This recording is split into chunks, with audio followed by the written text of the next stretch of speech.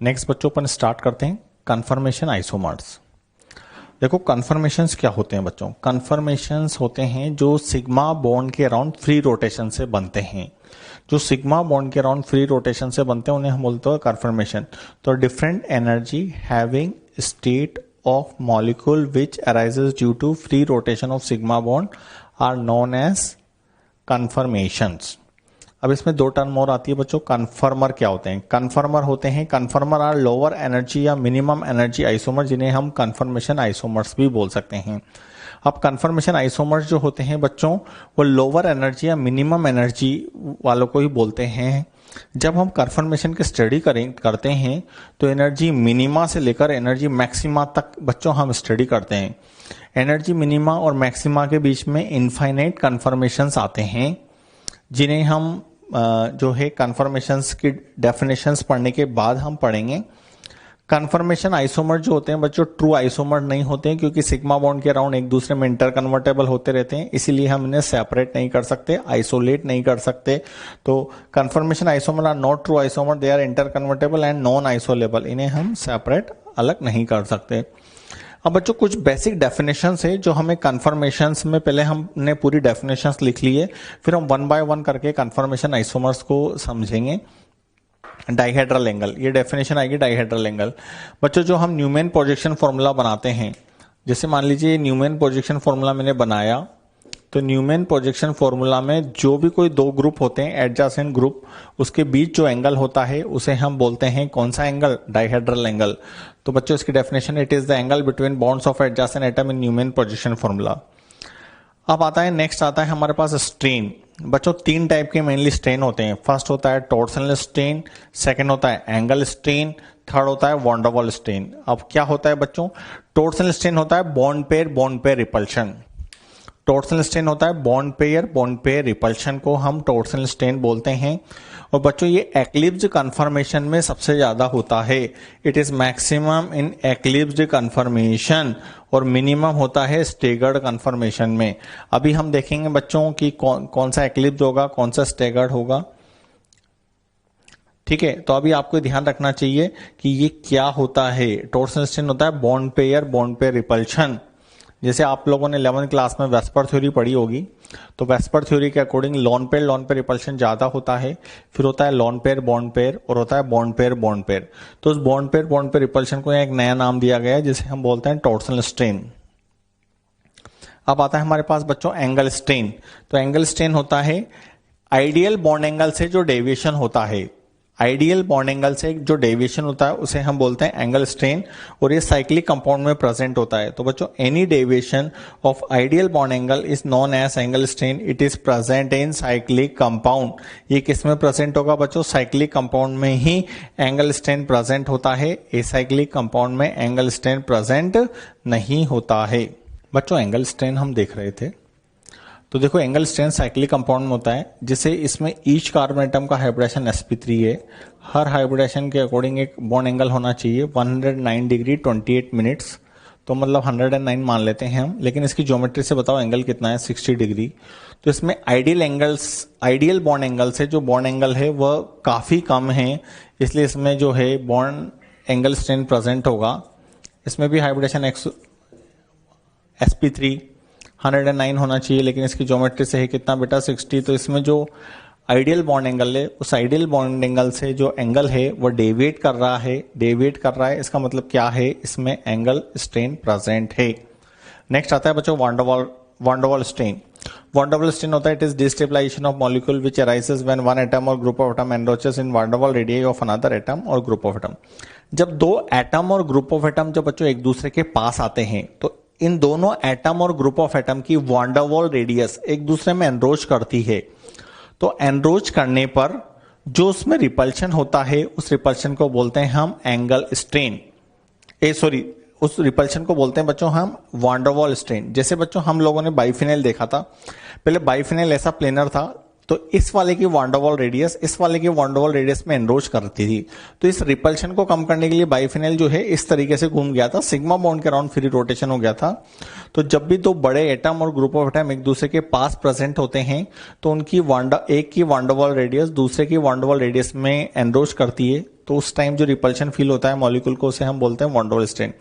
अब वांडरवॉल स्ट्रेन क्या होता है बच्चों, जैसे जैसे ग्रुप का साइज बढ़ता जाता है, as increase size of group van der Waals strain increases. अगर साइज छोटा होगा तो वांडरवॉल स्ट्रेन कम होगा, साइज बड़ा होगा तो वांडरवॉल स्ट्रेन ज्यादा होगा। Confirmation analysis of ethane. बच्चों एथेन का कंफर्मेशन एनालिसिस पढ़ेंगे अपन। बच्चों ये किसी भी कार्बन को आप 1 कार्बन मान लीजिए, किसी भी कार्बन को 2 कार्बन मान लीजिए, कंफर्मेशन की स्टडी हम न्यूमेन पोजीशन के अंदर करेंगे बच्चों। ये जो कार्बन है, कार्बन नंबर 1, इसको हमने फ्रंट कार्बन एज्यूम कर लिया बच्चों। इस फ्रंट कार्बन पे 3 हाइड्रोजन अटैच है, तो 3 हाइड्रोजन मैंने यहाँ ऐसे बना दिए। फिर ये वाला कार्बन बैक कार्बन है, बैक कार्बन पे भी 3 हाइड्रोजन है, तो 3 हाइड्रोजन को आप ऐसे बना दीजिए बच्चों। ठीक है, अब ये आगे वाला कार्बन है, आगे वाला कार्बन पीछे वाले कार्बन से जुड़ा हुआ है, तो आगे वाला कार्बन जो है बच्चों पीछे वाले कार्बन से जुड़ा हुआ है। अब अपन इसको रोटेट करते हैं बच्चों। अब रोटेट करने में बच्चों हम इसे क्लॉकवाइज भी मूव करा सकते हैं और एंटी क्लॉकवाइज भी मूव करा सकते हैं। हम चाहें तो आगे वाले कार्बन को भी मूव करा सकते हैं, पीछे वाले कार्बन को भी मूव करा सकते हैं, लेकिन हम आगे वाले कार्बन का कॉन्फिगरेशन फिक्स रखेंगे, पीछे वाले को मूव कराएंगे। तो पीछे वाले को बच्चों मैंने 60 डिग्री रोटेट किया, तो देखो 60 डिग्री रोटेट किया तो ऐसा बना। फिर मैंने 120 डिग्री रोटेट किया, तो 120 डिग्री रोटेट करने पे बच्चों ऐसा बनेगा ये। फिर मैंने बच्चों 180 रोटेट किया, H यहां पर H आ जाएगा। फिर मैंने यहां पे बच्चों 240 डिग्री रोटेट किया और फिर मैंने 300 डिग्री रोटेट किया, तो H ये इस तरह के बनेंगे। अब बच्चों हम इन्हें क्या बोलते हैं, जब एक के पीछे एक होते हैं, atom or group of atom के बीच में पीछे के तरफ होते हैं, एक के पीछे एक होते हैं, तो इसे बोलते हैं हम एक्लिप्स। और जब ये अपनी मैक्सिमम डिस्टेंस पे होते हैं तो इसे बोलते हैं हम स्टेगर्ड। तो ये एक्लिप्स्ड स्टेगर्ड, अगेन बच्चों एक्लिप्स्ड स्टेगर्ड। अब हमने बच्चों कल जो टर्मिनोलॉजी पढ़ी थी, उस टर्मिनोलॉजी में हमने पढ़ा था कि भाई स्ट्रेन पढ़े थे हमने, 2 टाइप के स्ट्रेन पढ़े थे। एक पढ़ा था बच्चों हमने वांडरवॉल स्ट्रेन, एक पढ़ा था हमने टॉर्सनल स्ट्रेन। तो टॉर्सनल स्ट्रेन जो होता है वो होता है बॉन्ड पेयर रिपल्शन। तो इस एक्लिप्स में बच्चों टॉर्सनल स्ट्रेन जो है वो क्या है, मैक्सिमम है। टॉर्सनल स्ट्रेन का मतलब होता है बच्चों बॉन्ड पेयर रिपल्शन, और बॉन्ड पेयर रिपल्शन एक्लिप्स में ज्यादा होता है। और दूसरा पढ़ा था हमने कौन सा स्ट्रेन बच्चों, वांडरवॉल स्ट्रेन। वांडरवॉल स्ट्रेन भी इसमें मैक्सिमम है बच्चों, क्योंकि दोनों हाइड्रोजन के बीच में जो हाइड्रोजन की वांडरवॉल रेडियस है उनके बीच जो रिपल्शन होगा उसे हम बोलते हैं वांडरवॉल स्ट्रेन। अब स्टेगर्ड में क्या है बच्चों, टॉर्सनल स्ट्रेन। स्टेगर्ड में टॉर्सनल स्ट्रेन एब्सेंट होता है, या कई बार हम ऐसे लिख सकते हैं मिनिमम। और ये वांडरवॉल स्ट्रेन भी क्या है बच्चों, इसमें मिनिमम है। ठीक है, तो बच्चों जब इसमें स्ट्रेन है तो इसकी पोटेंशियल एनर्जी क्या है, ज्यादा। पोटेंशियल एनर्जी ज्यादा तो स्टेबिलिटी क्या हो जाएगी, कम। तो यहां हम अगर इसका स्टेबिलिटी ऑर्डर देखते हैं बच्चों, तो स्टेबिलिटी ऑर्डर आता है हमारे पास, स्टेगर्ड ज्यादा स्टेबल है एज कंपेयर टू किसके, एक्लिप्स्ड के। अब बच्चों हमने देखा था कि कन्फर्मेशन आइसोमर्स क्या होते हैं, जो सिग्मा बॉन्ड के अराउंड फ्री रोटेशन से बनते हैं, जो हमने डेफिनेशंस लिखी थी। तो बच्चों यहाँ सिग्मा बॉन्ड है, तो सिग्मा बॉन्ड के अराउंड फ्री रोटेशन हो रहा है, उससे ये कन्फर्मेशन बन रहे हैं। और कन्फर्मेशन आइसोमर जो होते हैं वो ट्रू आइसोमर नहीं होते, इन्हें हम रूम टेम्परेचर पे सेपरेट या आइसोलेबल नहीं कर सकते हैं। तो ये सिग्मा बॉन्ड के अराउंड फ्री रोटेशन से बन रहे हैं। तो कैसे कैसे बन रहे हैं, सबसे पहले एक्लिप्स बन रहा है, फिर कैसा बन रहा है, स्टेगर्ड बन रहा है। अगर बच्चों मैं इसमें पोटेंशियल एनर्जी कर्व की बात करता हूं, पोटेंशियल एनर्जी ग्राफ बनाते हैं हम, तो देखिए कैसा ग्राफ आता है।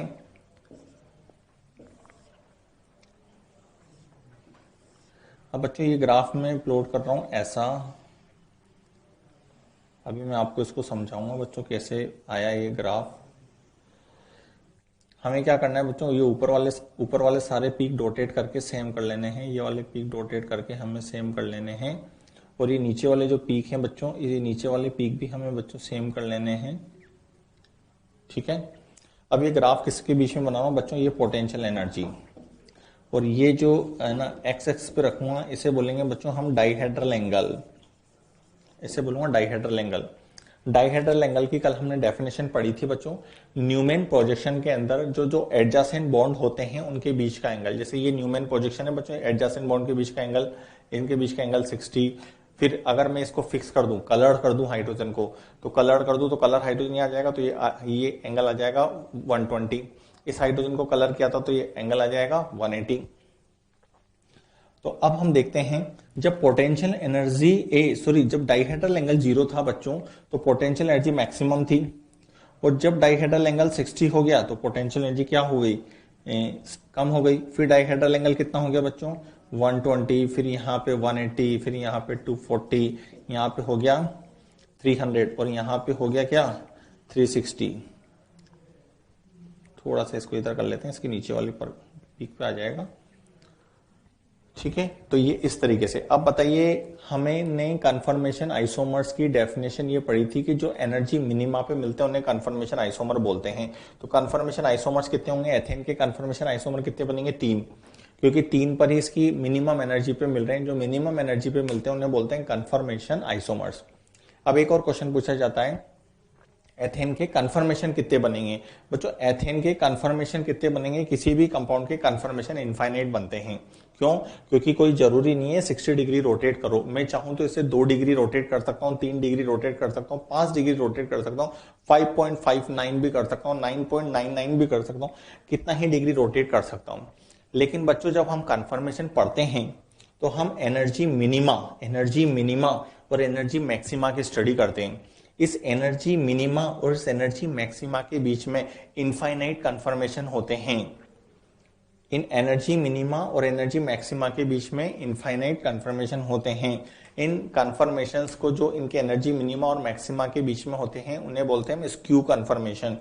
तो यहां पर अपन जो है बच्चों नोट करके पॉइंट लिखेंगे, ethane have 3 conformational isomers. Second point, Athene have infinite conformation. Ethane के कन्फर्मेशन कितने इनफाइनाइट, और all those conformations which lies between eclipsed and staggered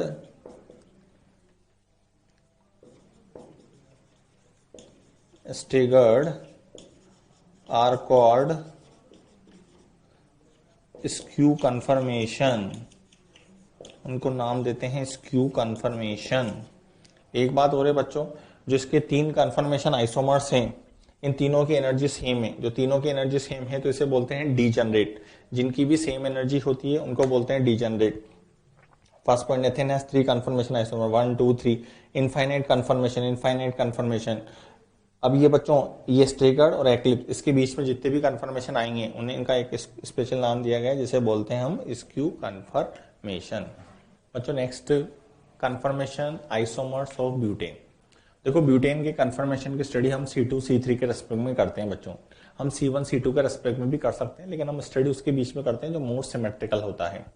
अब थोड़ा ध्यान से देखिए कार्बन नंबर 2 पर क्या है बच्चों, कार्बन नंबर 2 पे एक मिथाइल है, इस मिथाइल को इधर लिख दिया, इस कार्बन नंबर 2 पर हाइड्रोजन है, ऐसे लिख दिया मैंने।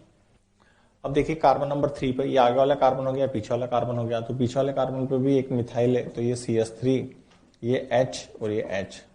इसे 60 डिग्री घुमाया बच्चों, आगे वाले का कॉन्फिगरेशन सेम रखेंगे, पीछे वाले को हम 60 डिग्री घुमाएंगे बच्चों। 60 डिग्री घुमाने पे ऐसा आया, ऐसा आया, ऐसा आया। फिर बच्चों हमने कितना घुमाया इसको, 60 के बाद 120 घुमाया, तो 120 घुमाया तो H, ये CH3 यहाँ। फिर उसके बाद बच्चों 180 घुमाया तो 180 ऐसा, CH3 H H, 240 घुमाने पे CH3 H H H H CH3 और फिर 300 डिग्री घुमाने पर ये हमको ऐसा मिलेगा। ठीक है, पहले तो बच्चों हम इनके नाम जान लेते हैं। जब एक के पीछे एक होता है तो उसे बोलते हैं बच्चों एक्लिप्स्ड। जब एक के पीछे एक होता है तो उसे बोलते हैं एक्लिप्स, इसको भी बोलेंगे हम क्या, एक्लिप्स्ड। ठीक है, लेकिन अब दोनों का एक जैसा नाम रख नहीं सकते, तो फिर कैसे डिफरेंशिएट करें। इसमें बेटा same atom or group of atom के पीछे same atom or group of atom है, मतलब मिथाइल के पीछे मिथाइल, एच के पीछे एच है, इसमें मिथाइल के पीछे एच है, तो इसको जो नाम देते हैं वो देंगे फुली एक्लिप्स्ड। अगर same atom or group of atom के बीच में पीछे सेम होगा तो उसे फुली एक्लिप्स्ड, इसमें नहीं है तो इसे बोलते हैं पार्शियली एक्लिप्स्ड। पार्शियली एक्लिप्स्ड। ठीक है, अब ये वाला आता है हमारे पास बच्चों, इसका नाम क्या है, इसका नाम बोलते हैं बच्चों हम गोश फॉर्म। गोश फॉर्म इसका नाम होता है, और ये मैक्सिमम डिस्टेंस पर है तो इसको बोलते हैं एंटी। गोश का बच्चों एक और नाम होता है, इसका नाम होता है एक और लीस्ट स्टेबल स्टेगर्ड, क्योंकि सबसे ज्यादा स्टेबल ये वाला फॉर्म है, क्योंकि इसमें atom group atom maximum distance पे, तो इसे लीस्ट स्टेबल स्टेगर्ड। तो ये चारों नाम हो गए। अगर इसका नाम देखें तो अगेन इसका नाम क्या आएगा बच्चों, पार्शियली एक्लिप्स्ड, और अगेन इसका नाम क्या आएगा, गोश फॉर्म। तो ये तो हमने इनके नाम देख लिए, इस वाले को गोश फॉर्म बोलते हैं, इसको एंटी फॉर्म बोलते हैं।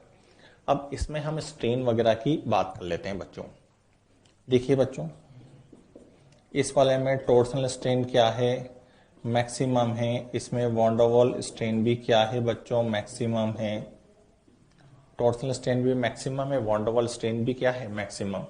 गोश फॉर्म में बच्चों टॉर्सनल स्ट्रेन एब्सेंट है, और ये जो वॉन डेर वाल स्ट्रेन है, अब वॉन डेर वाल स्ट्रेन हम बता सकते हैं लेकिन हम इसका मेजर नहीं कर सकते, क्योंकि एटम और ग्रुप एटम के साइज पे करता है। वॉन डेर वाल स्ट्रेन दोनों मिथाइल के बीच में प्रेजेंट है, present between methyl group. Again इसमें आ जाते हैं बच्चों, इसमें टॉर्सनल स्ट्रेन क्या है, एक्लिप्स में टॉर्सनल स्ट्रेन मैक्सिमम होता है। एक्लिप्स में टॉर्सनल स्ट्रेन क्या होता है बच्चों, मैक्सिमम। और फिर इसमें van der Waals strain present between H and methyl group. अब इसमें बात कर लेते हैं बच्चों स्ट्रेन की। इसमें टॉर्सनल स्ट्रेन क्या है बच्चों, एब्सेंट है, और वॉन डेर वाल स्ट्रेन क्या है, इसमें मिनिमम है। तो मिनिमम है, तो ये सारी तरह के स्ट्रेन की हमने बात कर ली है बच्चों। हमने एंगल स्ट्रेन कंसीडर नहीं किया है, क्योंकि एंगल स्ट्रेन साइक्लिक कंपाउंड में होता है। अभी हम एसाइक्लिक कंपाउंड के बारे में बात कर रहे हैं। अब यहाँ के बिहाफ पे अब हम स्टेबिलिटी निकालना चाहते हैं बच्चों। स्टेबिलिटी कैसे निकालेंगे बच्चों, सबसे ज्यादा स्टेबल कौन है, सबसे ज्यादा स्टेबल एंटी, क्योंकि सबसे कम जो रिपल्शन है वो एंटी में है। एंटी के बाद है बच्चों गोश। बच्चों गोश में देखिए टॉर्सनल स्ट्रेन क्या है, एब्सेंट है। टॉर्सनल स्ट्रेन मैंने बताया था केवल एक्लिप्स कन्फर्मेशन में होता है, बाकी किसी में नहीं होता। एंटी, फिर गोश, फिर उसके बाद आता है क्या, पार्शियली एक्लिप्स्ड, और सबसे कम कौन सा आएगा, फुली एक्लिप्स्ड। सबसे कम स्टेबल कौन सा है बच्चों, फुली एक्लिप्स्ड। ये हमारा यहाँ पे स्टेबिलिटी ऑर्डर है। नेक्स्ट बच्चों हम इसका पोटेंशियल एनर्जी डायग्राम बनाएंगे। अभी जो हमने स्टेबिलिटी ऑर्डर पढ़ा था उसमें सबसे ज्यादा स्टेबल था एंटी, फिर था गोश, फिर था पार्शियली एक्लिप्स, और फिर था फुली एक्लिप्स। तो देखो हम डायग्राम बनाएंगे भाई। जब डायहेड्रल एंगल 0 था तो पोटेंशियल एनर्जी मैक्सिमम था, तो मतलब फुली एक्लिप्स। फिर गोश आया, फिर उसके बाद पार्शियली एक्लिप्स, फिर उसके बाद आया एंटी, फिर पार्शियली एक्लिप्स, फिर गोश, और फिर ये। बच्चों ये डायग्राम बनाते टाइम ये ध्यान रखना कि ये वाला पार्ट और ये वाला पार्ट दोनों सेम एनर्जी पे मिलना चाहिए, जैसे ये मैंने डॉटेड किया है, और ये दोनों भी सेम एनर्जी पे मिलना चाहिए। अब बच्चों कई बार जो होता है वो क्वेश्चन कैसे देता है, डायग्राम में पी क्यू आर एस दे दिया, बताओ कि पूछ लेगा कौन सा पी है, कौन सा क्यू है, कौन सा आर है। ठीक है, तो बच्चों ये वाला पार्ट है, ये है एंटी, ये वाला दोनों पार्ट क्या है, गोश, ये दोनों पार्ट पार्शियल एक्लिप्स, और ये वाला पार्ट फुली एक्लिप्स। अब इसमें नोट, ब्यूटेन के कन्फर्मेशन आइसोमर्स कितने होते हैं। ब्यूटेन के 3 कन्फर्मेशन आइसोमर्स होते हैं, 2 गोश फॉर्म में होते हैं और एक क्या होते हैं, एंटी। कंफर्मेशन कितने होते हैं किसी भी कंपाउंड के, अगर आपसे कंफर्मेशन पूछे कितने बोलोगे बच्चों? Infinite. Butane have infinite confirmation, क्योंकि कंफर्मेशंस में हम उसे कितना ही भी घुमा सकते हैं, 0 से 60 डिग्री के बीच में हम उसे 1.1, 1.2, 1.3, 1.4 कैसे भी घुमा सकते हैं। अब देखो जो कंफर्मेशन आइसोमर्स हैं बच्चों, वह ब्यूटेन के कंफर्मेशन आइसोमर जो होते हैं नॉन डीजनरेट, जबकि एथेन के कैसे होते थे? डीजनरेट। क्यों? एथेन में सबकी एनर्जी सेम थी, यहां सबकी एनर्जी सेम नहीं है। सबसे कम एनर्जी है यहाँ किसकी? एंटी की। सबसे कम एनर्जी एंटी की, और एंटी के बाद किसकी? गोश की। तो ब्यूटेन के 3 कंफर्मेशन आइसोमर्स में दो हैं गोश और एक है एंटी। अब बच्चों नेक्स्ट आता है हमारे पास conformation analysis of OH CH2 CH2 type compound, जहां जी की वैल्यू क्या क्या हो सकती है बच्चों? G is to OH, NH2, CWH, aldehyde या फ्लोरीन हो सकता है। अब कोई भी हमने एक रखा, एक जी की वैल्यू हमने OH रखी, तो इसे बोलते हैं बच्चों इथाइलिन ग्लाइकोल।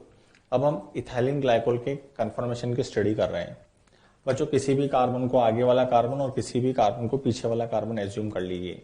इस आगे वाले कार्बन पे बच्चों OH है और यहाँ क्या है? H। ठीक है, पीछे वाले कार्बन पे भी OH है और यहाँ क्या है? H। अब इसको मैंने 60 डिग्री रोटेट किया। 60 डिग्री रोटेट करने पे ये ऐसा आया बच्चों, ठीक है।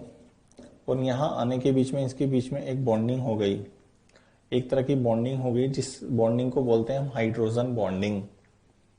फिर मैंने इसको बेटा 120 घुमाया, 120 आगे वाले के कॉन्फ़िगरेशन को फिक्स रखा, पीछे वाले को मैंने 120 घुमाया तो ये ऐसा बनेगा, 180 घुमाया तो ऐसा बनेगा, ठीक है। फिर आप 240 घुमाओगे तो आगे वाले का कॉन्फ़िगरेशन तो आपको वैसा ही रखना है, पीछे वाले को घुमाना है आपको H। फिर आप 300 डिग्री घुमाया आपने, OH। पहले बच्चों इसके नाम लिख लेते हैं। Same atom or group of atom के पीछे same atom or group of atom है, तो इसे बोलेंगे बच्चों फुली एक्लिप्स्ड। इसमें same atom or group of atom के बीच में सेम नहीं है, तो इसको बोलेंगे बच्चों क्या? पार्शियली एक्लिप्स्ड। अगेन इसको बोलते हैं बच्चों गोश फॉर्म, और इसको बोलते हैं कौन सी फॉर्म? Anti form. और इस वाले को बोलते हैं बच्चों पार्शियली एक्लिप्स्ड। इसे बोलते हैं बच्चों फुली एक्लिप्स्ड। ठीक है, ये सब इनके नाम हो गए। अब हम इनके स्टेबिलिटी के बारे में चर्चा कर लेते हैं बच्चों वन बाय वन। इसमें टॉर्सनल स्ट्रेन क्या है बच्चों? मैक्सिमम है। वॉन डेर वाल स्ट्रेन भी क्या है? मैक्सिमम है। ठीक, दूसरा वाला गोश फॉर्म, इसमें टॉर्सनल स्ट्रेन तो क्या होता है? एब्सेंट या मिनिमम कर सकते हैं हम। और इसमें अब ब्यूटेन और इस वाले केस में, ब्यूटेन में बच्चों दोनों मिथाइल थे यहाँ, तो ब्यूटेन में दोनों मिथाइल थे तो दोनों में रिपल्शन हो रहा था या अट्रैक्शन हो रहा है, तो यहाँ पे हम लिख सकते हैं हाइड्रोजन बॉन्डिंग। और आप जानते हो बच्चों किसी भी तरह की बॉन्डिंग हो, bonding is measurement of attraction, तो हाइड्रोजन बॉन्डिंग से स्टेबल हो रहे हैं ये। इसमें बच्चों वही टॉर्सनल स्ट्रेन मैक्सिमम और वॉन डेर वाल स्ट्रेन इसमें क्या है? प्रेजेंट है, बस H और OH के बीच में है। यहाँ पर टॉर्सनल स्ट्रेन तो क्या है? मिनिमम है, मिनिमम या एब्सेंट। और वॉन डेर वाल स्ट्रेन इसमें मिनिमम है। लेकिन बच्चों इसमें हाइड्रोजन बॉन्डिंग, इसमें हाइड्रोजन बॉन्डिंग तो है, लेकिन कौन सी वाली है? इसमें हाइड्रोजन बॉन्डिंग है intermolecular hydrogen bond, intermolecular hydrogen bonding. मतलब इंटर का मतलब होता है बच्चों दो के बीच में हाइड्रोजन बॉन्डिंग है, या एक ही के बीच में हाइड्रोजन बॉन्डिंग है। तो सबसे ज्यादा स्टेबिलिटी ऑर्डर अगर हम लिखें तो बच्चों स्टेबिलिटी ऑर्डर आएगा इसका, सबसे ज्यादा स्टेबल होगा गोश, फिर होगा एंटी, क्योंकि गोश में कौन सी बॉन्डिंग हो रही है? हाइड्रोजन बॉन्डिंग, गोश एंटी। फिर आएगा बच्चों वही पार्शियली एक्लिप्स्ड और फिर फुली एक्लिप्स्ड। ठीक है, अब बच्चों जो एग्जाम में जनरली सवाल आते हैं ना, वो इन्हीं से सोल्व हो जाते हैं। एग्जाम में 2 वैरायटी के सवाल आते हैं। अगर यहाँ बच्चों हाइड्रोजन गोश में हाइड्रोजन बॉन्डिंग है तो गोश वाला फॉर्म ज्यादा स्टेबल होगा, और हाइड्रोजन बॉन्डिंग नहीं है तो उसका एंटी फॉर्म ज्यादा स्टेबल होगा। जैसे अपन कोई ब्यूटेन वगैरह लेते हैं, कोई हाइड्रोकार्बन लेंगे तो उसमें एंटी फॉर्म ज्यादा स्टेबल होगा, और अगर कोई हाइड्रोजन बॉन्डिंग करने वाला ग्रुप ले लिया तो उसका गोश फॉर्म सबसे ज्यादा स्टेबल होगा। बच्चों पोटेंशियल जी डायग्राम बनाते हैं। पोटेंशियल जी डायग्राम वही, जब डाइहेड्रल एंगल हमारे पास 0 था तो पोटेंशियल जी मैक्सिमम थी, जब 60 डिग्री पे आया तो गोश फॉर्म पोटेंशियल जी सबसे कम हो गई, फिर पार्शियली एक्लिव, फिर एंटी, फिर पार्शियली एक्लिव, फिर गोश, फिर एंटी। मतलब जिसमें हाइड्रोजन बॉन्डिंग होगी उसमें गोश ज्यादा स्टेबल होगा, और जिसमें नहीं होगी उसमें एंटी ज्यादा स्टेबल होगा। Again same points, ethylene glycol have 3 conformation isomer, 3 conformation isomers हैं इसके, 2 तो हैं बच्चों इसमें ये गोश और एक एंटी। इथाइलिन ग्लाइकोल के इनफाइनाइट कन्फर्मेशन होंगे। All conformation isomer of ethylene glycols are non degenerate. Non degenerate का मतलब हो गया कि एनर्जी सेम नहीं है। बच्चों गोश की एनर्जी कम है, एंटी की एनर्जी ज्यादा है। बच्चों क्वेश्चंस करते हैं। Draw most stable confirmation of following compound. First वाला, पहले आप कंपाउंड देखेंगे। क्या बच्चों हाइड्रोजन बॉन्डिंग हो सकती है? बिल्कुल नहीं हो सकती। बिल्कुल नहीं हो सकती तो इसका मतलब कौन सा फॉर्म ज्यादा स्टेबल है? Anti form. एंटी फॉर्म बना दो बच्चों इसका, पीएच के ऑपोजिट पीएच बना दो, एच के ऑपोजिट एच बना दो, एच के ऑपोजिट एच बना दो। सेकंड वाला देखिए बच्चों, हाइड्रोजन बॉन्डिंग हो सकती है? बिल्कुल नहीं हो सकती तो एंटी बना दो। CH3 के ऑपोजिट में CH3, इस CH3 के ऑपोजिट में ये CH3 और ये H। ठीक है। थर्ड वाला कंपाउंड देखो बच्चों, थर्ड वाले कंपाउंड में OH और F है, मतलब हाइड्रोजन बॉन्डिंग हो सकती है। हाइड्रोजन बॉन्डिंग हो सकती है बच्चों, तो इसका कौन सा फॉर्म ज्यादा स्टेबल होगा? हाइड्रोजन बॉन्डिंग जिसमें होगी उसका गोश फॉर्म ज्यादा स्टेबल होगा, तो गोश कन्फर्मेशन में बना दीजिए जिसमें इंट्रामोलिकुलर हाइड्रोजन बॉन्डिंग प्रेजेंट है। अगेन NH2 और CHO। बच्चों NH2 और CHO के बीच में हाइड्रोजन बॉन्डिंग हो सकती है, किसी भी कार्बन को आगे वाला कार्बन, किसी को भी पीछे वाला कार्बन, हाइड्रोजन बॉन्डिंग। देखो हाइड्रोजन बॉन्डिंग कब होती है बच्चों? जब हाइड्रोजन फोन से सराउंडेड हो, जब कोई हाइड्रोजन एटम दोनों तरफ से फोन से सराउंडेड हो। F का मतलब होता है बच्चों फ्लोरीन, O का मतलब होता है ऑक्सीजन, N का मतलब होता है नाइट्रोजन। देखिए यहाँ ये हाइड्रोजन दोनों तरफ से F और O से सराउंडेड है। ये वाला बच्चों हाइड्रोजन बॉन्डिंग कर रहा है, O और N से सराउंडेड है, O और N से सराउंडेड है। तो हाइड्रोजन बॉन्डिंग का केस ध्यान रखना, बाकी आप केमिकल बॉन्डिंग में डिटेल में पढ़ेंगे सही कि हाइड्रोजन बॉन्डिंग कब होती है। इसके बाद बच्चों 5th नंबर वाला एग्जाम्पल करते हैं हम। 5th वाले का नाम इंपॉर्टेंट है, इसका नाम है बच्चों succinic acid. Succinic acid at low pH पे, succinic acid at low pH. तो बच्चों देखिए लो पीएच पे कैसे बनाते हैं हम इसको, ऐसे बना लें। सक्सिनिक एसिड में हाइड्रोजन बॉन्डिंग हो सकती है बच्चों, पीएच की वैल्यू लो है, मतलब पीएच 7 से कम है, तो पीएच 7 से कम है तो मैं इसका ये वाला फॉर्म बना देता हूँ, गोश फॉर्म। इसमें कौन सी बॉन्डिंग हो रही है बच्चों? Hydrogen bonding. तो जो सक्सिनिक एसिड होता है उसका लो पीएच पर तो हमारे पास कौन सा फॉर्म ज्यादा स्टेबल होता है?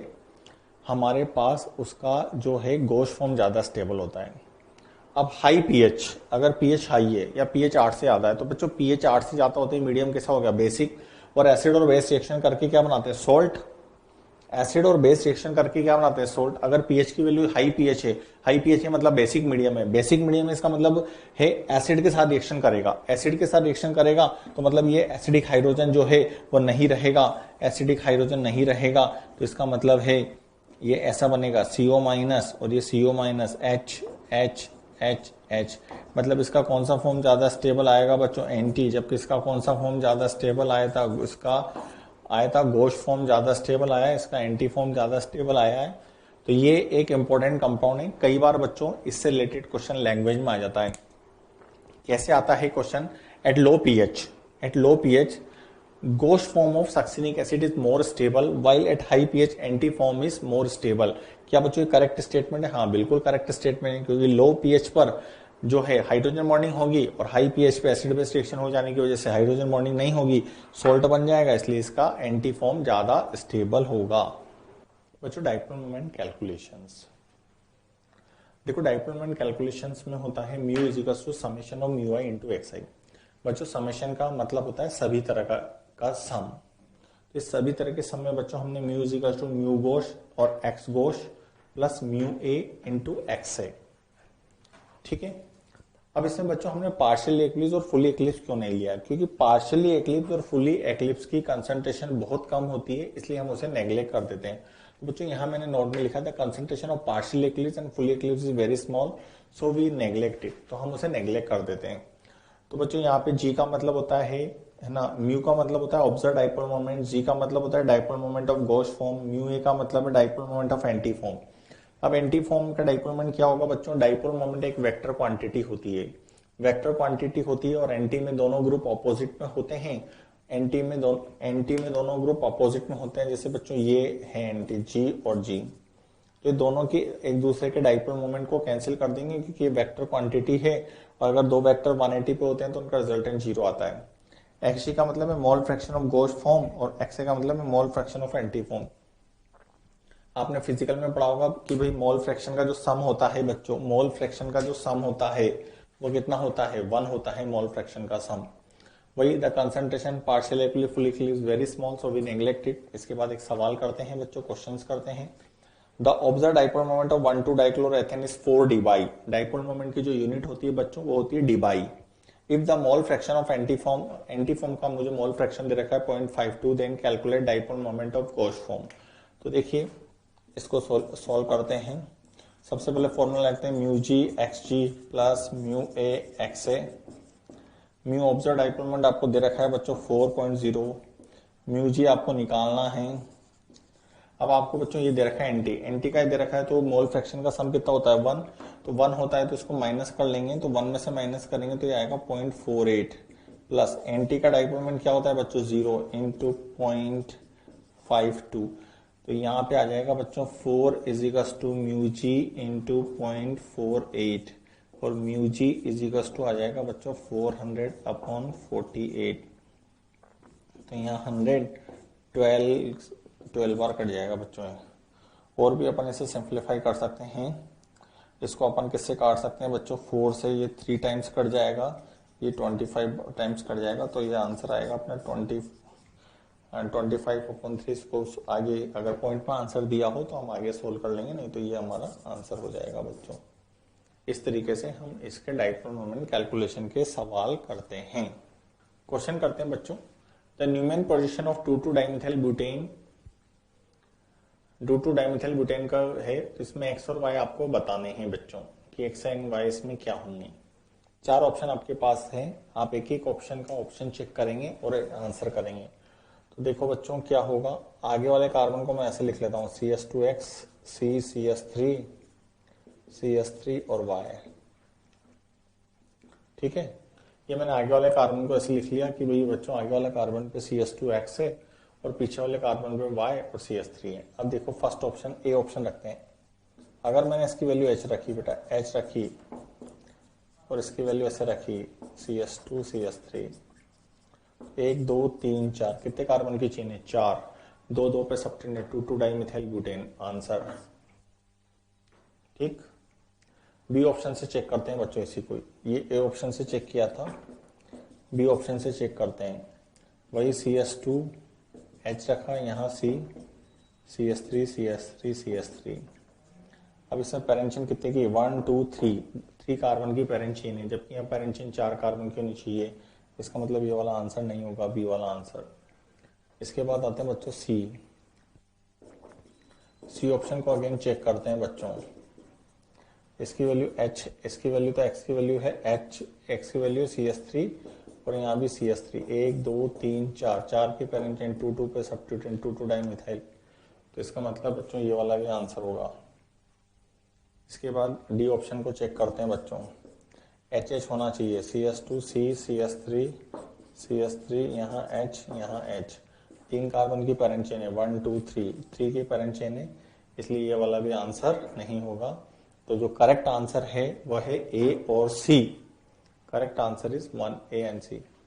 बच्चों कंफर्मेशन एनालिसिस ऑफ साइक्लोहेक्सेन, जो साइक्लोहेक्सेन होता है बेटा वह पानी की सरफेस पे फ्लोट करता है, या साइक्लोहेक्सेन क्या कोई भी हाइड्रोकार्बन ले लो आप, सारे हाइड्रोकार्बन पानी की सरफेस पे फ्लोट करते हैं। Cyclohexane float on surface of water, कोई भी चीज पानी पे क्यों फ्लोट करती है? क्योंकि उसकी डेंसिटी कम होती है, because density of cyclohexane is less than water. तो बच्चों ये वाला जो पॉइंट था, ये एक बार जो है जेई 97 में आप पूछा गया था कि साइक्लोहेक्सेन फ्लोट क्यों करता है। अब साइक्लोहेक्सेन के वेरियस फॉर्म आते हैं। सबसे पहले हम उसका स्टेबिलिटी ऑर्डर देख लेते हैं। सबसे ज्यादा चेयर, फिर ट्विस्ट बोर्ड, फिर half chair, one by one करके पढ़ेंगे। और जो साइक्लोहेक्सेन का ट्विस्ट बोर्ड फॉर्म होता है बच्चों, वो होता है साइक्लोहेक्सेन का ट्विस्ट बोर्ड फॉर्म जो होता है बच्चों, वो होता है कायरल। ठीक है, अब इसका हम चेयर फॉर्म बना रहे हैं बच्चों। इसका चेयर फॉर्म बना रहे हैं, ये साइक्लोहेक्सेन का चेयर फॉर्म होता है बच्चों। इस चेयर फॉर्म से हम इसका न्यूमेन प्रोजेक्शन बनाना चाहते हैं कि न्यूमेन प्रोजेक्शन हम इसका कैसे बनाएंगे। अब देखिए बच्चों, ये 1 2 3 4 5 6 आप इसकी नंबरिंग कर लीजिए ऐसे। अब आप यहाँ पे जैसे न्यूमेन बनाते हैं ना बच्चों, वैसे ही न्यूमेन बनाइए ये ऐसा। ये कार्बन नंबर 1, कार्बन नंबर 1 पे 2 हाइड्रोजन है बच्चों, बिल्कुल कार्बन नंबर 1 पे 2 हाइड्रोजन है। कार्बन नंबर 1 पे 2 हाइड्रोजन है और कार्बन नंबर 1 इस इधर से कार्बन नंबर 6 से जुड़ा हुआ है, CS2 से जुड़ा हुआ है कार्बन नंबर 6 से। अब कार्बन नंबर 2 पर आ जाइए बच्चों। कार्बन नंबर 2 पर भी 2 हाइड्रोजन है। कार्बन नंबर 2 पे 2 हाइड्रोजन है और ये एक CS2 ग्रुप से जुड़ा हुआ है जिसका कार्बन नंबर है 3। अब बच्चों कार्बन नंबर 3 इधर वाले जो कार्बन नंबर 3 है वह भी देखो, उसको भी कैसे कार्बन नंबर 3 4 से जुड़ेगा। अब अपन जोड़ने की कोशिश करते हैं। यहाँ पर अगेन कार्बन नंबर 5 और 6 ऐसे ही बनाते हैं। कार्बन नंबर 5 बना दिया, 5 नंबर कार्बन पे 2 हाइड्रोजन है, 5 नंबर जो है बच्चों 6 नंबर से जुड़ा हुआ है। कार्बन नंबर 4 जो है, ये कार्बन नंबर 4 पे भी 2 हाइड्रोजन हैं और ये कार्बन नंबर 3 से जुड़ा हुआ है। तो इस तरीके से साइक्लोहेक्सेन का ये वाला कन्फर्मेशन बना। अब बच्चों अभी हमने जब कन्फर्मेशन पढ़ा था तो ये हमें किसके जैसे दिख रहा है? हमें स्टेगर्ड की जैसे दिख रहा है, स्टेगर्ड कन्फर्मेशन की तरह दिख रहा है। इसलिए साइक्लोहेक्सेन का सबसे ज्यादा स्टेबल कन्फर्मेशन कौन सा होगा? चेयर कन्फर्मेशन, क्योंकि चेयर कन्फर्मेशन हमें ये स्टेगर्ड की तरह दिख रहा है। इसमें कोई टॉर्सनल स्टेन नहीं है, कोई वॉन्डरवॉल स्टेन नहीं है, it is free from all strain. That's why chair conformation of cyclohexane is more stable. अब बच्चों साइक्लोहेक्सेन में जो है वह 2 पोजीशन हमारे पास आती है साइक्लोहेक्सेन में। ये वाली जो पोजीशन होती है बच्चों, इसे ए डिनोट करते हैं, जिसे बोलते हैं एक्सियल, इसे बोलते हैं एक्सियल। इस वाली पोजीशन को बच्चों ए का मतलब होता है एक्सियल। अब यहाँ पर एक्सियल हो गया। अब बच्चों ध्यान रखना, ये वाली पोजीशन जो बची है ये इक्वेटोरियल, ये इक्वेटोरियल, ये इक्वेटोरियल और ये इक्वेटोरियल। ठीक है, अब जो 2 एक्सियल पोजीशन होती है बच्चों, उन 2 एक्सियल पोजीशन के बीच में इक्वेटोरियल होता है। जब इसका इक्वेटोरियल ऊपर की तरफ है तो इसका एक्सियल नीचे की तरफ होगा। 2 एक्सियल के बीच में ये इक्वेटोरियल है तो इसका एक्सियल बच्चों ऊपर की तरफ आपको दिखेगा। तो साइक्लोहेक्सेन में 2 तरह की पोजीशन होती है। एक्सियल ए का मतलब होता है बच्चों एक्सियल पोजीशन और ई का मतलब होता है बच्चों इक्वेटोरियल पोजीशन।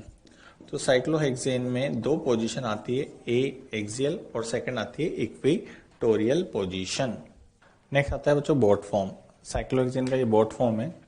इस बोट फॉर्म में बच्चों यहाँ पे जो हाइड्रोजन होता है, यहाँ पे जो हाइड्रोजन होता है उसे बोलते हैं हम flagpole hydrogen, flagpole hydrogen atom.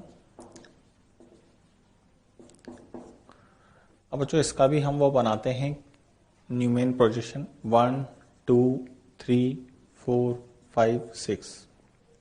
ठीक है, ये बच्चों कार्बन नंबर हमारे पास 1 है। इस 1 कार्बन नंबर पे क्या है बच्चों? 2 हाइड्रोजन और ये कार्बन नंबर 6 से जुड़ा हुआ है। ऐसे ही इधर भी बना देते हैं, ये कार्बन नंबर 1 6 से जुड़ा हुआ है।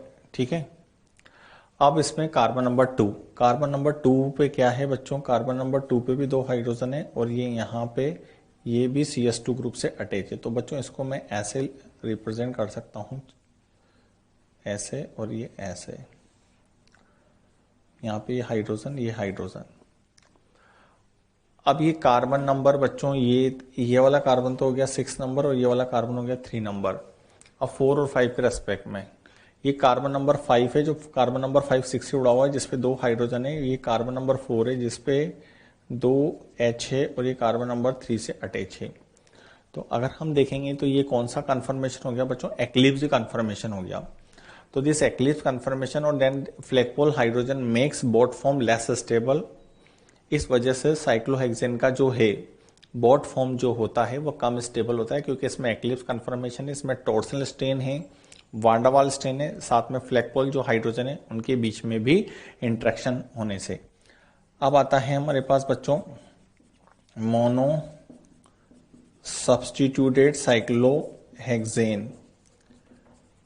जो चेयर फॉर्म्स ज्यादा स्टेबल होते हैं उसमें मोनो सब्स्टिट्यूटेड साइक्लोहेक्सेन देखते हैं बच्चों पर। बच्चों मोनो सब्स्टिट्यूटेड साइक्लोहेक्सेन, इस मोनो सब्स्टिट्यूटेड में साइक्लोहेक्सेन पे मैंने मिथाइल ग्रुप रखा एक्सियल पोजीशन पे। अब बच्चों फ्लिप करेगा, फ्लिप करके किस पे चला जाएगा, इक्वेटोरियल पे, क्योंकि इसमें फ्लिपिंग होती है। तो फ्लिपिंग क्यों होती है उसको देखते हैं।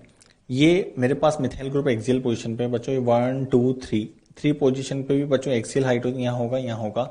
तो इसमें जो रिपल्शन होता है इस रिपल्शन को बोलते हैं 1,3 डाई एक्सियल रिपल्शन। इस रिपल्शन को बोलते हैं बच्चों 1,3 डाई एक्सियल रिपल्शन।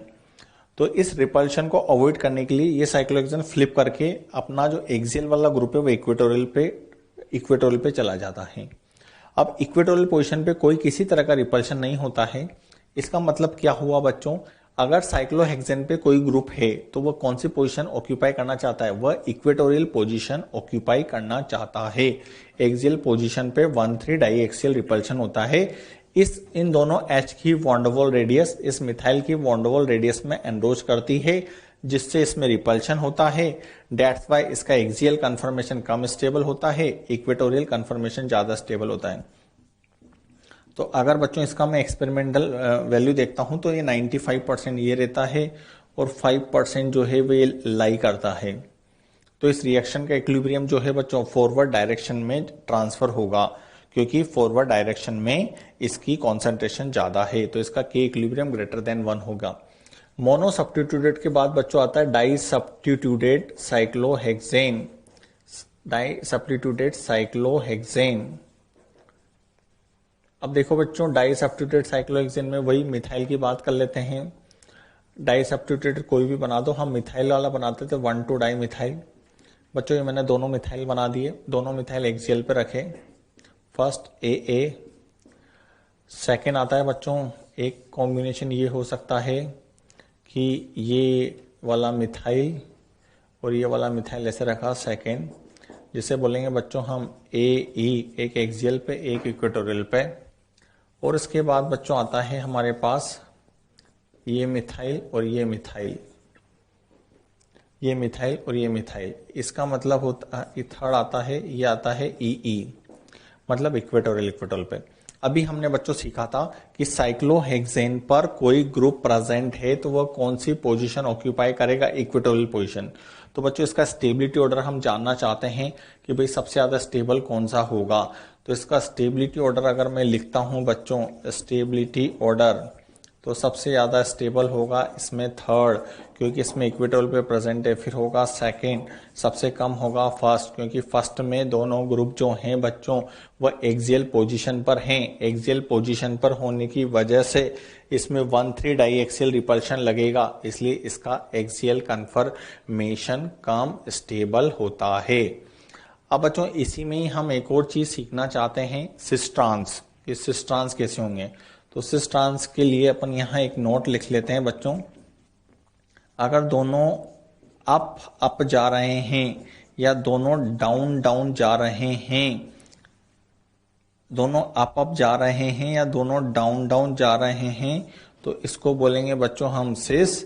और अगर अप डाउन जा रहे हैं या अप डाउन या डाउन अप जा रहे हैं तो इसे बोलेंगे ट्रांस। तो देखेंगे इधर बेटा ये कहां जा रहा है, ऊपर, मतलब ऊपर जा रहा है अप। ये कहां जा रहा है बच्चों, नीचे, डाउन। तो एक अप और एक डाउन, तो बच्चों इसको क्या लिख सकता हूं मैं, ट्रांस। इसको क्या लिख सकता हूं मैं, ट्रांस। बच्चों ये कहां जा रहा है, अप। ये भी कहां जा रहा है, अप जा रहा है, बोलो क्या लिखूं, सिस। इसको देखेंगे अपन, इस वाले को देखेंगे बच्चों, थर्ड वाले को। बच्चों इधर जा रहा है डाउन, ये कहां जा रहा है, अप। तो ये हो गया ट्रांस, ये हो गया ट्रांस। तो बच्चों इसमें देखिए बच्चों इसमें दो ट्रांस बने हैं, एक ए वाले एक ई वाले। लेकिन कौन सा वाला ट्रांस ज्यादा स्टेबल है, जिसमें दोनों ग्रुप इक्वेटोरियल पे प्रेजेंट है। इसका मतलब ये हो गया अगर साइक्लोहेक्सेन पे बच्चों कोई ग्रुप प्रेजेंट है तो वह हमेशा इक्वेटोरियल पोजीशन ऑक्यूपाई करना चाहेगा, क्योंकि इक्वेटोरियल पर रिपल्शन कम होता है, एक्सियल पोजीशन पे रिपल्शन ज्यादा होता है। इसलिए एक्सियल कन्फर्मेशन कम स्टेबल है, इक्वेटोरियल कन्फर्मेशन ज्यादा स्टेबल है। एक बार फिर बच्चों ये अप डाउन का कंसेप्ट देखेंगे। ये दोनों अप अप हैं, ये दोनों कैसे हैं, डाउन डाउन अप डाउन। ठीक है, ये बेटा कहाँ जा रहा है, ऊपर जा रहा है, ये नीचे जा रहा है, ये ऊपर जा रहा है, ये नीचे जा रहा है, मतलब एक अप एक डाउन, इसका मतलब हो गया ट्रांस। ये कहाँ जा रहा है, ये ऊपर जा रहा है, ये भी ऊपर जा रहा है, दोनों ऊपर जा रहे हैं मतलब सिस। ये नीचे जा रहा है, ये ऊपर जा रहा है, इसका मतलब क्या हो गया बच्चों, ट्रांस। बच्चों नेक्स्ट करते हैं अपन 1,3-डाइमिथाइल साइक्लोहेक्सेन। वही 1,3 में भी तीन केसेस आएंगे। दोनों ग्रुप एक्सियल पर रख दिए बेटा, एक एक्सियल एक इक्वेटोरियल पर, दोनों इक्वेटोरियल पे। पहले अपन इसमें सिस्ट्रांस की बात कर लेते हैं बच्चों। बच्चों ये कहां जा रहा है, ऊपर, ये कहां जा रहा है, ऊपर, दोनों अप अप जा रहे हैं। क्या बोलूंगा बच्चों, सिस। ये कहां जा रहा है बच्चों, अप। ये कहां जा रहा है बच्चों, डाउन। तो ये अप जा रहा है, ये डाउन जा रहा है, मतलब क्या हो गया बच्चों, ये ट्रांस। अब बच्चों ये वाला कहां जा रहा है, नीचे की तरफ, ये भी नीचे की तरफ, ये भी डाउन, ये भी डाउन, तो बच्चों क्या हो गया, ये सिस। तो ये सिस्ट्रांस हम डिटरमाइन करना सीख लिया। अब स्टेबिलिटी ऑर्डर, स्टेबिलिटी ऑर्डर वही, अगर साइक्लोहेक्सेन पे कोई ग्रुप प्रेजेंट है बच्चों, तो कौन सी पोजीशन ऑक्यूपाई करना चाहेगा, इक्वेटोरियल पोजीशन, क्योंकि यहाँ रिपल्शन कम होता है। सबसे ज्यादा स्टेबल हो गया थर्ड, फिर हो गया कौन सा बच्चों, सेकंड, और फिर हो गया फर्स्ट। इसमें फर्स्ट में दोनों ग्रुप कहां पर है, एक्सियल पर। एक्सियल पे होने से 1,3 डाइएक्सियल रिपल्शन होगा, इसलिए एक्सियल कन्फर्मेशन लेस स्टेबल होता है। अब इसके बाद आते हैं बच्चों हम 1,4 डाइमिथाइल साइक्लोहेक्सेन पर। वही 1,4 डाइमिथाइल साइक्लोहेक्सेन के भी वही तीन केसेस आएंगे। दोनों ग्रुप एक्सियल पर, एक एक्सियल एक इक्वेटोरियल, दोनों इक्वेटोरियल पे। सबसे पहले हम सिस्ट्रांस की बात कर लेते हैं बच्चों। बच्चों ये कहां जा रहा है, ऊपर अप, ये कहां जा रहा है, नीचे डाउन। तो मतलब क्या हो गया, एक अप एक डाउन, मतलब हो गया बच्चों ट्रांस। ये अप और ये भी अप, ये हो गया बच्चों सिस।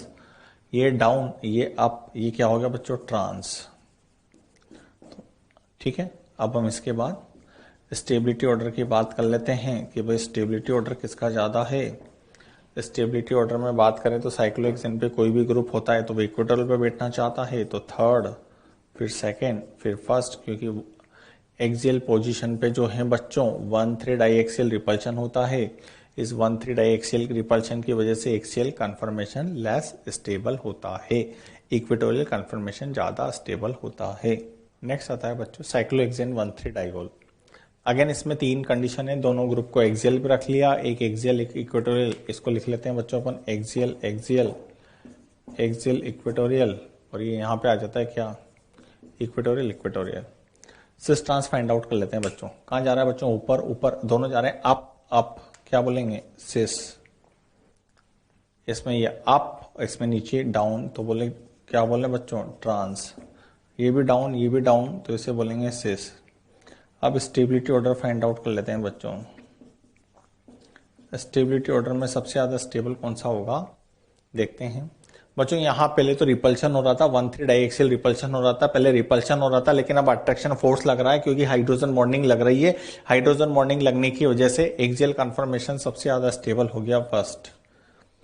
उसके बाद बच्चों यहाँ कोई हाइड्रोजन बॉन्डिंग नहीं है, इसमें नहीं है, तो साइक्लोहेक्सेन पे कोई ग्रुप प्रेजेंट होता है वो इक्वेटोरियल पोजीशन ऑक्यूपाई करता है। इसका मतलब ये दोनों इक्वेटोरियल पे, तो फर्स्ट के बाद आएगा थर्ड, उसके बाद आएगा सेकंड, फर्स्ट थर्ड सेकंड।